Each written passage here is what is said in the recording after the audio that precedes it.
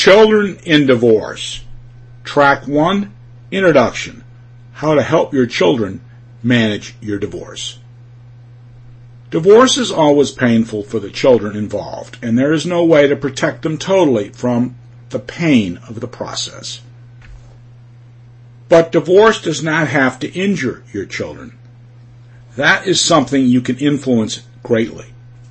There have been numerous studies about the psychological impact of divorce on children, and all reach a similar conclusion.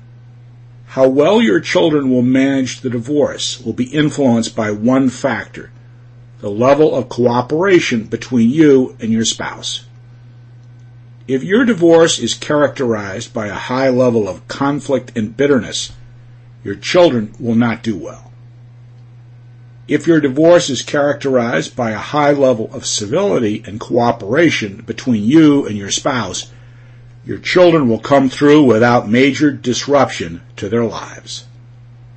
The most reliable way to achieve a cooperative divorce is by using mediation to resolve the issues of your divorce quickly, fairly, and without exhausting yourselves emotionally and financially.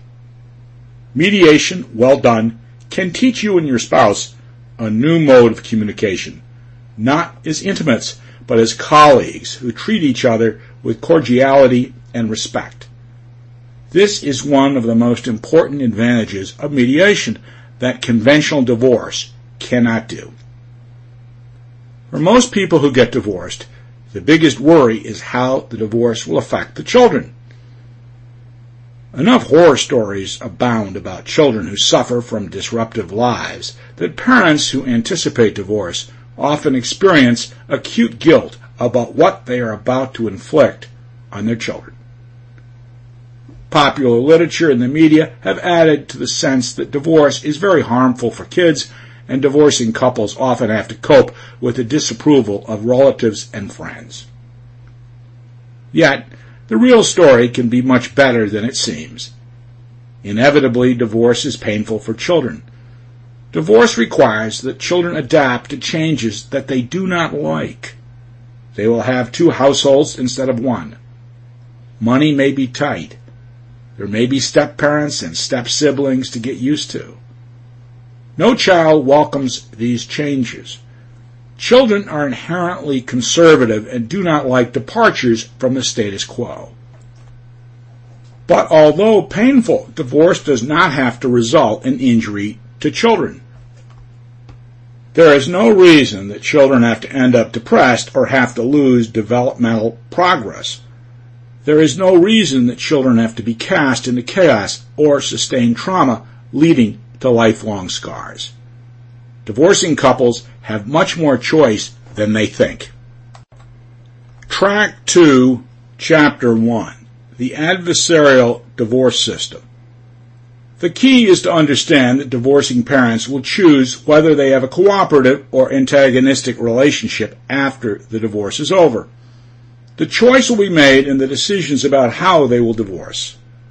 If their choice leads to a high level of anger and conflict, their children will probably have more problems with the divorce. If their choice leads to a cooperative post-divorce relationship, their children will probably come through the divorce with relative ease.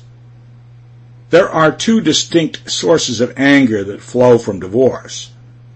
The first concerns all the feelings attendant upon the end of the marital relationship that include sadness, betrayal, loneliness, and fear of loss. These are all intense feelings that have to be managed successfully in order to have a decent divorce. The second source of anger arises from the way couples divorce. Court documents that hold either spouse up to public humiliation and scorn, proceedings experienced as unfair and humiliating, lawyers who treat each other's clients poorly, all the experience of adversarial divorce often do more long-term damage than the marital breakup itself. Lawyers are trained to be advocates and to get the most they can for their clients. Fairness for the whole family unit is not the aim of divorce lawyers. Their job, or at least their job as most of them see it, Sample complete. Ready to continue?